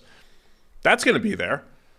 But I don't know if it's the best move for winning football games over time. That's the thing. Bijan doesn't have Saquon Barkley's true home run ability, but he's a much better running back. Straight running back. He maximizes every single run far better than Saquon Barkley has ever done. And I think he's at least as good a receiver. He's just not as flashy and doesn't have that true breakaway speed. But on a per-run basis, he is, I think, a significantly better running back than Barkley was. Love Bijan Robinson, the player. Can't wait to watch the Falcons. That's where we'll leave it. Matthew Bergeron, interesting pick in round 2. As I watch Bergeron, I think he's kind of a young football player. He's Canadian. Quebec guy, and I like him at guard, man. I think he might have some issues at tackle. I like him at guard. He's probably, the Falcons have both tackles locked up. The only spot that they didn't really have locked up was left guard, and I think they can move Matt Hennessy into center, back to center, and it's one of the better offensive lines in the league as long as Caleb McGarry stays with the improvement that he had last year. Yeah, he could also potentially back up, for the 5 spots on that offensive line as a swing player. So. For sure. There's a lot of value there. I mean, you don't take swing tackles in the second, but I think he's a starting guard who also does have that versatility. Mm-hmm. It's really an underrated part of all of that stuff is the ability to play multiple positions along the offensive line, 17-game schedule, the injuries and all that stuff. So Bergeron's a solid pick there. Zach Harrison I like a lot at pick 75. I think he's got I think he'll just be in the league for a while. Like Byron Young from Alabama. I think Zach Harrison just, plays his 500 snaps a year, plays the run solidly, adds some length, different body type to block. So I like that in the third. Clark Phillips has a chance to see the field. Love Clark Phillips. Over Phillips. Mike Hughes maybe in the slot. I think that's a realistic option there. I'd be very surprised if Clark Phillips wasn't a good slot corner in the NFL. Like his athleticism wasn't particularly good, but he is incredibly twitchy when you watch his tape. Really quick off his feet, stops on a dime. Like he does all that stuff that slot corners do really well. Got a good burst to the ball. He's physical as well. Like he'll throw himself into bodies. He's got that. Like you need that as a slot guy, a guy who's prepared to play the run, prepared to throw yourself into screen blocks, all those kinds of things. He's pretty small, so he doesn't always make a dent in the block, but he'll certainly give it a shot. I think he'll be a really good player. Like, doesn't have that blazing speed, doesn't have necessarily an amazing athletic profile, but where he was drafted, I think that's an absolute steal. Yeah, so I think, overall, I didn't hate most of the picks. Figure out the running back thing as you want. We might have been more kind than we would have been in the past with a B+ for the Falcons over at PFF.com. All right, man, let's go to the Carolina Panthers, team with the number 1 overall pick. Started with Bryce Young and made the move to go get him. Bryce Young, number 1 overall. Didn't have as many picks because of all those moves. Jonathan Mingo, the wide receiver out of Ole Miss, in round 2. DJ Johnson, the Oregon edge, in round 3. Chandler Zavala, the guard out of NC State, in round 4. And then in round 5, you're saying that's Jamie Robinson? So they were claiming on the broadcast. Safety out of Florida State. Quite clearly spelt Jamie, but apparently pronounced Jamie. Yeah. Not much to talk about with the Panthers draft because we have broken down Bryce Young so much throughout all of our shows here, but we finally saw it after all the debate too, Sam. Remember there was a point you were convinced that there was some handshakes in there that said C.J. Stroud was the guy. A hell of an acting job for them at C.J. Stroud's pro day. Like, Josh McCown looked like he was ready to adopt the guy after that. They were talking about when he comes to Carolina, they're going to find places, blah, blah, blah. I mean, you can't fake that. They obviously love that dude at his pro day, and yet they ended up settling on Bryce Young, which I think was the correct decision. Like, Bryce Young, bottom line is, predicted by the late Michael Renner, we were going to do this big dance, talk ourselves into everybody, and we're going to come back and settle on the fact that Bryce Young has by far the best tape of any of these quarterback prospects. And the fact that he's 5'10", 185, 190 pounds, doesn't matter. He's the best. So I think that's literally exactly the process that Carolina went through, which is, we'll trade up, we're comfortable, let's start really focusing on everybody else, see if we can construct a case that they're better. And the answer is no. Bryce Young is better than these guys. Culmination of a fascinating couple of years for the Panthers. I think you could actually say, let's say the Panthers and the Colts over the last couple of years. Both teams have been cycling through the veteran quarterback, which we actually cited as a potential strategy a couple of years ago. Sure. Right? I mean, it's not a high payout with the strategy, but it can at least make you competitive potentially and let you compete for the playoffs. I think it might if you can keep the team around them good. Like, the problem with those teams is the team around the veteran quarterbacks has kind of fallen apart, particularly with the Colts. The Panthers went from Teddy Bridgewater. They had Baker Mayfield. Last year, they tried Sam Darnold. They tried all of these different options, and not necessarily in that order. But they tried all those different options, and last year at this time, we were, remember they were hot on Kenny Pickett at number 6, allegedly. Passed on him.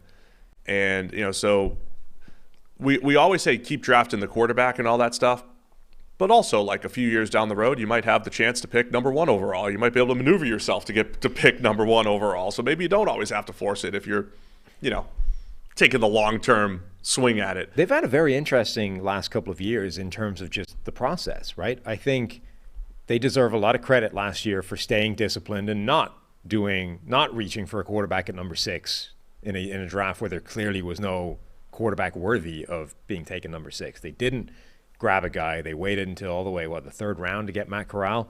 The Baker Mayfield thing, I think, was a solid process decision. It just didn't work out for whatever reason. Baker Mayfield had shown previous in his career that his baseline should have been way better last year in Carolina than it ended up being. So in terms of a roll of the dice, I think that made perfect sense. It just didn't work out. Same really with the sort of approach to last year's draft. I think that made a lot of sense. And then ultimately the decision to go up to number 1. We're sitting at 9, which again has been borne out. Like, if you look at the way the draft went, if they had sat there at 9, the only available quarterback would have been Will Levis to them. And if they didn't like Will Levis, crap, what do we do now? Now we have no quarterback again. So they made that decision. Number 9's not going to get it done. If we want a guy, we've got to do something aggressive. They trade up to 1 with Chicago, who clearly wanted out. They also, as they do that, deny Houston the quarterback they want. And okay, it's not like it was without cost. It was a significant haul, and they gave up DJ Moore, but they get the best quarterback in the draft. And the way the draft unfolded, they were able to get Jonathan Mingo in the 2nd round, who I think, I'm not going to say he can come in and replace DJ Moore, but he goes a long way towards helping ease the salve the wound of losing him. Yeah, it's an interesting receiving core now because they were really stitching it together with veterans. The Adam Thielen, who's getting a little bit older, as their highest price signing. DJ Chark is a 1-year signing. Terrace Marshall heads into year 3 now, and it's not great, but it's like, all right, they could be okay. Hayden Hurst coming in as a veteran as well. But Mingo gives them a little bit of upside, and then it becomes kind of like what the Lions were over the last couple of years. They were stitching it together, and then it's like, let's attack. A year from now at this time, the Panthers should be attacking. They're drafting Marvin Harrison Jr. or they're going to free agency, making big trades. But I think for now, getting through rookie season, Bryce Young's rookie season, I think that's a decent group to at least start off with. The offensive line is much improved over the last couple of years. Still not great, but it's solid. So I like the Mingo pick because, he was the guy we talked about a lot as size speed that doesn't exist in this draft. And it was true. Like, we thought he could sneak into the top 40 or so, and that's what he did with pick 39. I love Jonathan Mingo. He's one of my favorite players in this draft. When we first did our wide receiver rankings, I think I put him at number 8. And I knew the second I did it that I was still too low on him. And I kept pushing him higher up the further we got. And I honestly don't think I ever got him as high as he deserved to be. You look at his tape, it's difficult to find things that he's not good at. And the only real concern is that his production in college wasn't amazing. Now, his quarterback was kind of garbage for the majority of that, so that's a big part of it. There's also other factors in there as well. Like last year, the guy had to play tight end for a period after there was injuries at Ole Miss's offense. There were multiple games where he had more than 10 snaps as a true inline tight end, which is okay, he's 6'2", 220, but you don't want your best receiver effectively doing that. So I think his production is better than it looked. And, the bottom line is you look at his tape, you look at how he did at the Senior Bowl. I don't see any reason why he can't be one of the best receivers from this draft. And the Panthers were able to get him in the second round. He may end up very quickly becoming their number 1 receiver. Yep, so Mingo, fascinating pick there at 39. DJ Johnson, a reach on our board from Oregon, only 50 career pressures on 786 career defensive snaps. But you're banking on the 4.49 40, 261 pounds. He's 24, but you're kind of banking on his athleticism there. Johnson got a lot of buzz late, I think, as far as edge defenders go, a little bit higher than I would have liked him. I like Zavala as a developmental guard, guy that transferred from a small school, had some success at NC State, battled some injuries, but pretty big, solid developmental player there. Yeah, pretty big reach on the consensus board as well, 174, which was... For DJ Johnson? Yeah, 20 picks below Nick Hampton, who the Rams got, in the 5th round, something like that. Pretty extensive reach for him. But the Chandler Zavala thing, he could start for them, maybe. Their biggest question mark. Yeah, their biggest question mark on that line is still left guard. Zavala's not going to be penciled in as a starter day 1, but it wouldn't take that much for him to win that job. Solid draft by the Panthers. Went B+ over at PFF.com. Probably only hurt by the lack of volume. I always say, if you're going to make the move to trade up for a quarterback, do it. Great. By the way, they can't draft Marvin Harrison Jr. next year. They gave up their first, so I shouldn't have said that. But the next strategy for Carolina is get your draft picks back as much as possible. Right. Draft 10 or 12 times next year as much as you can and replenish that roster to offset the trade up for the quarterback. All right, New Orleans Saints. Next up on the clock, get 2 more teams here in the South. We're spending a little more time with these teams. Brian Bresee, pick 29, defensive tackle out of Clemson. They got Isaiah Foskey from Notre Dame in round 2. There was an email question about Foskey that I think we can answer perhaps on this show. Kendre Miller, the running back out of TCU in round 3. Nick Saldivari. Got it. The Italian guys, Saldivari from Old Dominion. Love that pick in round 4. Jake Haener. There's your other developmental QB prospect. He was a hot name. Well, he's Drew Brees. He's Drew Brees, of course. He's short. The QB out of Fresno State. And then A.T. Perry, the other notable name in round 6, the wide receiver out of Wake Forest. Forsythe did not go to the Saints. We do need to update that. A.T. Perry, interesting 6th rounder, though, for the Saints. What do you think of the Saints draft, Sam? Yeah, I quite liked it. Brian Bresee is a very New Orleans Saints type of player at the bottom of the 1st round. I think it's good value for him there as well. It's the right kind of range for him. Where did he end up being on the consensus board? Mine had him right around 29, I think. Yeah, he was somebody that the sort of evaluation. Had him right at 28. 28 on Arif's as well, where the narrative was kind of all over the place on him. I think that's the right range for him. He's got some ability to penetrate, disrupt in the backfield. We'll see what else he can be down the line. I think there's a potential for him to be a better NFL player than he was in college. Foskey was in that group of beige edge rushers that I didn't love in the second, third round. This guy, just the guys, that they'll get some playing time. I don't know that they'll necessarily excel. And then Jake Haener is Jake Haener's a lot of people's sort of, not sleeper, but he was a lot of people's quarterback that they would have gone to bat for in the secondary tier. Once you got past the big four and then Hendon Hooker, the next group, is there somebody from that group that you really like that can be buck the odds, become the next Brock Purdy? And Jake Haener was a lot of people's name for that. I like Jake Haener. But A.T. Perry in the 6th round, I think, is kind of a steal. There were some reasons, I think, not to love him. Dig routes. Just the dig routes. Yeah. Dig routes. Okay. But the 6th round is kind of a bargain for a guy with 6'3", 200 pounds. Again, fluid movement skills for a guy that big. I think does attack the ball pretty well. He's strong as well. I quite liked him. I think the 6th round is real value. Yeah, and so let me start with Bresee. I think he's got really good pass rush upside for Clemson. Only about 1,000 snaps in his career, which is former 5-star, but didn't get to see the field a ton. And he showed flashes. He's not good against the run yet. On the I don't know if it was on the main show or whatever, but Bresee, there's a couple of defensive tackles historically that were, say, really high from a pass rushing grade standpoint, really low from a run defense standpoint, without putting numbers to it. But the 3 that came up in these comps, Brian Bresee, Keanu Benton, who went to the Steelers from Wisconsin, and then Robert Kimdiche, who was first rounder a couple of years ago. Yeah. As guys so Kimdiche did not do great in the NFL, but maybe for other reasons. I just think you have to have proper expectations for Bresee, who's kind of a longer defensive tackle who's not great at the point of attack right now, but could be a really effective 25 to 35 snap player getting after the quarterback for the most part. So I think that's just, some perspective with Bresee's game. The Isaiah Foskey email that I wanted to reference, though, Stacey Jacobs emails us. I'll try to paraphrase. Your draft grades and rankings seem very arbitrary. Example, the Saints draft Isaiah Foskey in 2023, edge defender, high value position, 73 on your draft board in a draft class with less than usual high-end talent. According to you, Isaiah Foskey's comp in your draft guide is a previous Saints draft pick, Marcus Davenport, who was 28 on the PFF 2018 draft board.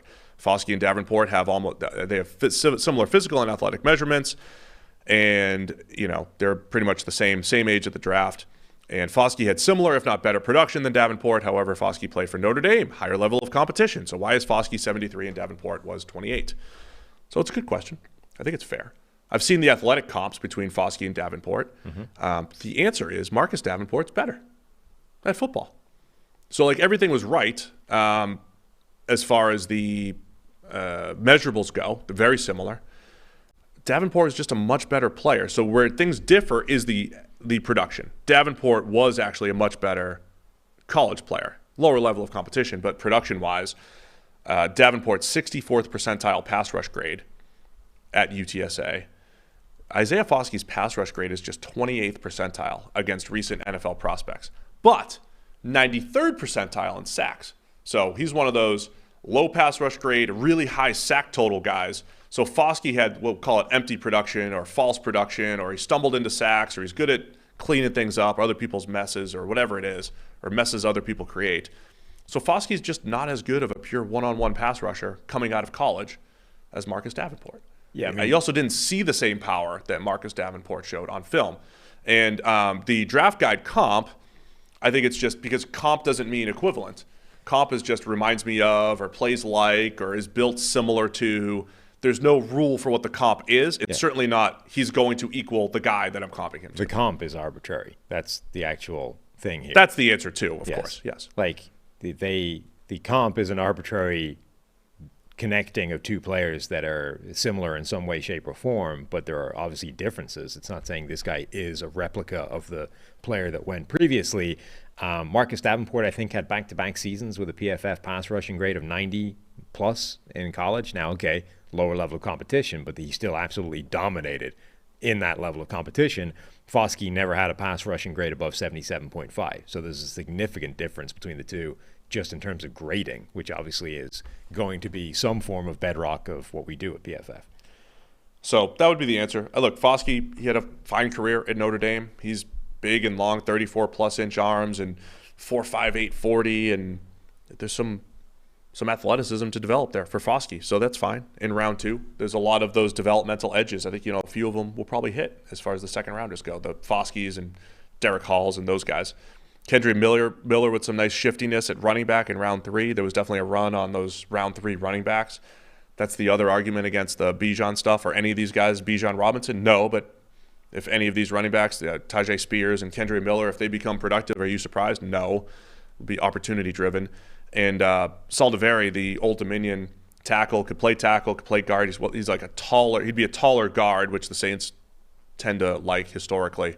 I think he's got a chance to maybe step in at right guard next year and compete for some tackle snaps. If not so much tackle snaps with the Saints, but probably guard starter potential. Yep. Haener could be the steal, though. Drew Brees 2.0. Drew Brees. Not just because he's short, because he also, S2 cognition score was through the roof. So there you go. Not to overweigh that test. Well, I'm just saying, if he becomes a guy, like, between Brock Purdy and Jake Haener, like, you're never going to hear the end of S2 at that stage. Who's the next Brock Purdy? Anybody that's short, played a lot of football, and, nailed the S2 test. Yeah. That's the rubric that you need.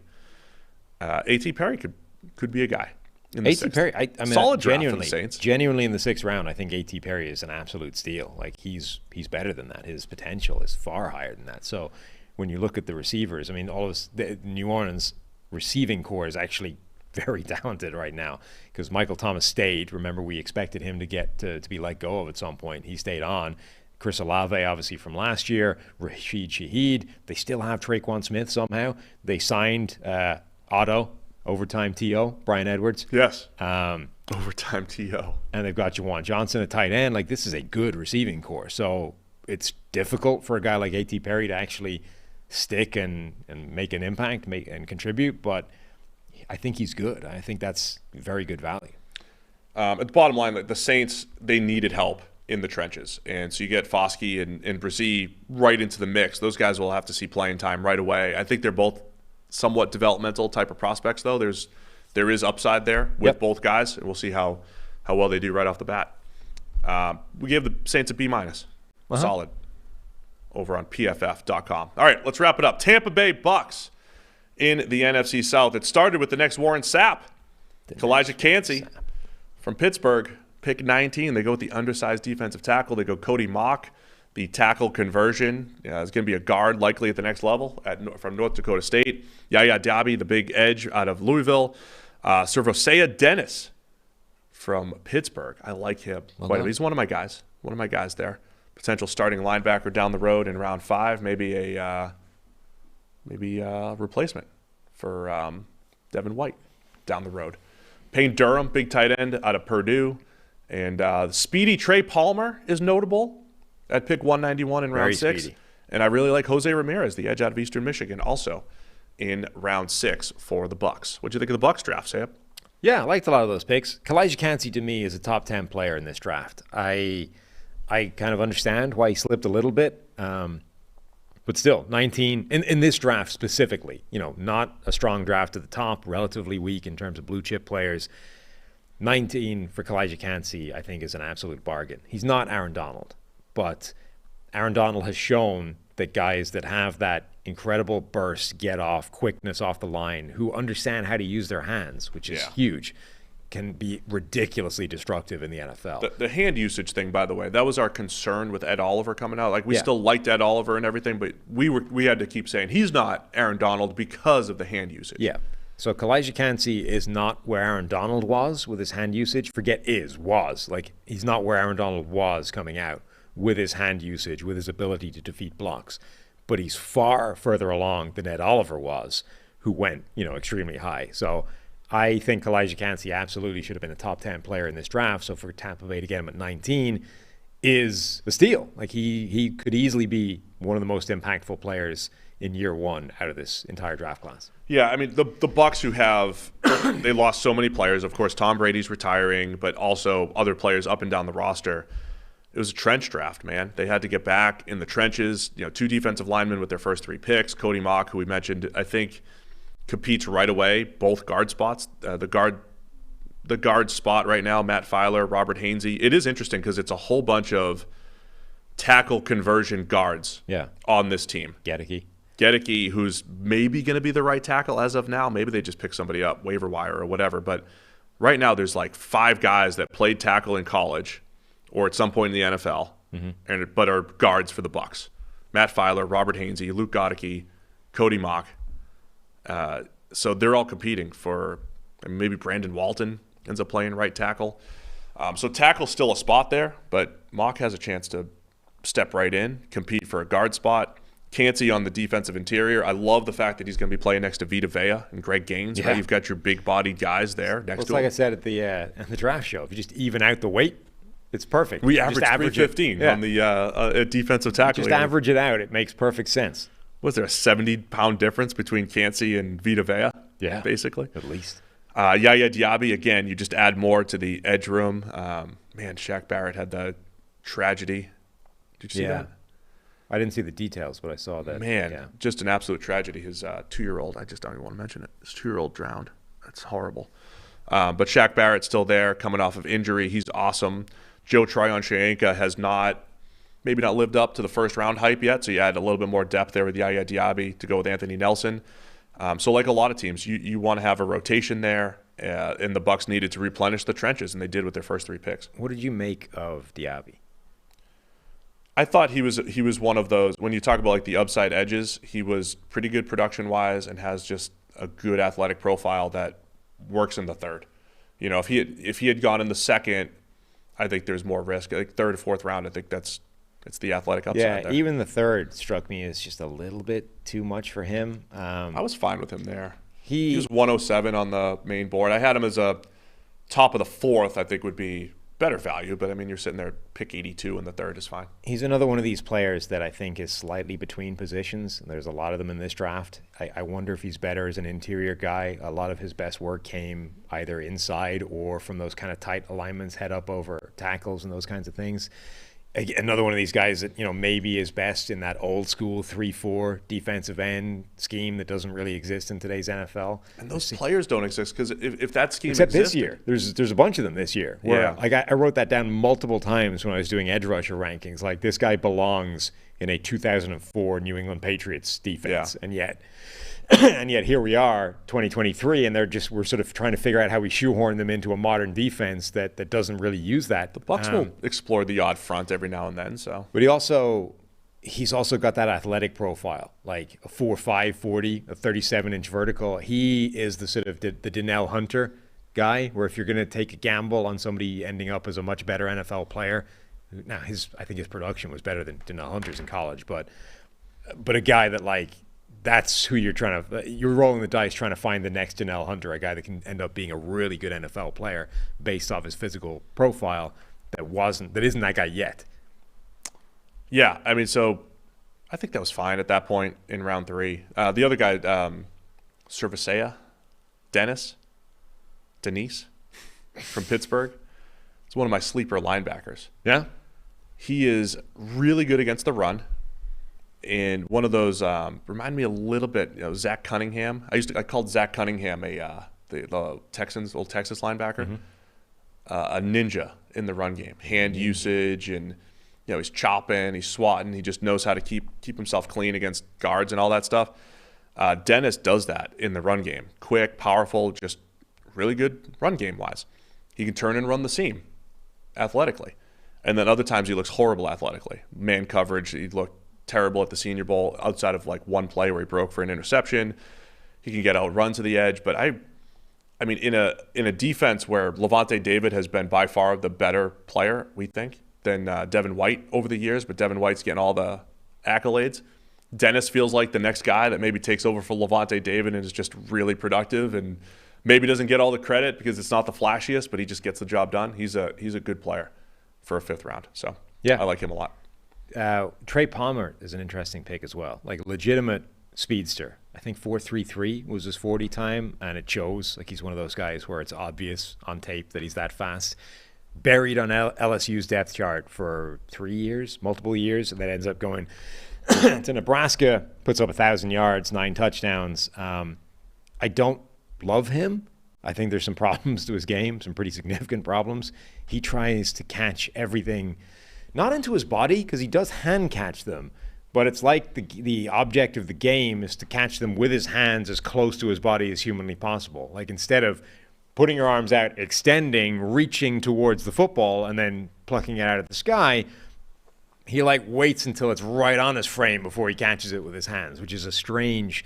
I'm not sure I can think of too many players that have had that quirk to their game, but they lost. So he takes the Scotty Miller role. I was going to say they lost Scotty Miller, right? Yeah. Who had some of those issues himself, but is that speedster that can scare a team at all times. And again, in the 6th round, like people 6 foot 190 receivers that can run 4.3 flat effectively do not tend to last until the 6th round. Yeah, and then even Jose Ramirez in the 2nd round, he was one of the guys I highlighted as a sleeper edge. 6th round. What did I say? 2nd. 6th round. Jeez, man. Now I'm done. 6th round, Jose Ramirez. Love it. Productive player, explosive off the edge, not great against the run. But I like this tape a lot, yeah. Yeah, get him. And I like this tape a lot, and I didn't give it enough credit because I definitely watched it at the end of a stretch where I was like just jaded by edge rushers. Better than beige. Better than beige, potentially. So, yeah, I mean, it was a good, solid draft by the Bucs. They're the first team in this episode that had some interesting names in the undrafted free agent group, I think. I haven't been looking. Sean Tucker, the running back from Syracuse, they got as an undrafted free agent. He has a heart issue, I think, that took him off most boards. Right. They also got Lindsey Scott, the incarnate word quarterback who put up some absolutely he had like 63 stupid numbers this year. 58 touchdowns or something like that. I'm just going to pull them up now. We gave the Bucs an A-, by the way. A- for the Bucs. A good, solid draft as they try to, get back at it post Tom Brady. Lindsey Scott Jr. led the nation if you factor in FBS and FCS in touchdown passes last year with 59. He had 42 big-time throws. His career, so he started off, where was he before? Nichols, and then transferred from Nichols to Incarnate Word, and his touchdowns went from 16 to 59. His passing yards went from 2,000 to 4,681. His yards per attempt went from 7.7 to 10.2. A lot of just madness numbers. Having said that, he's 5'11". If he keeps that going, he'll be throwing for 6,000 in the NFL. Yeah. And 5'11", that's a good backup. 5'11", 220 though. That's good. He's not Bryce Young. A lot more weight than Bryce Young. Jeez, he's probably better than Bryce Young directly. A lot more sand in the pants.